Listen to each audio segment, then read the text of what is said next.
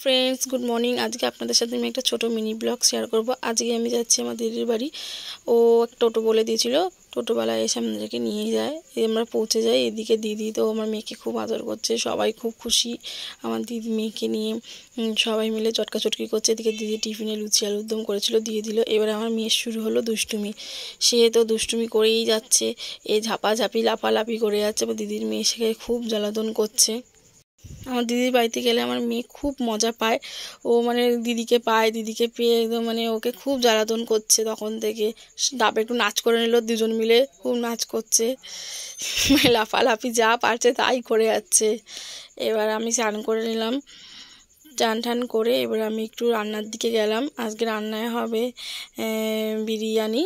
এদিকে চিকেন হচ্ছে, এদিকে চিকেন রেডি হয়ে যাওয়ার পরে আমি লেয়ারগুলো করে নিলাম। দুপুরে দিদি খেতে দিয়ে দিল বিরিয়ানি আর চিকেন কষা। আমার মেয়ে দিকে চিকেন কষা চিকেন হাড্ডি খাচ্ছে আর বলতে দারুণ। তারপরে বিকেলে দিদি চা করেছিল, চা খেয়ে আমি বাড়ি চলে এসে জামাইবাবু বাড়িতে দিয়ে চলে গেছিলো আমাকে।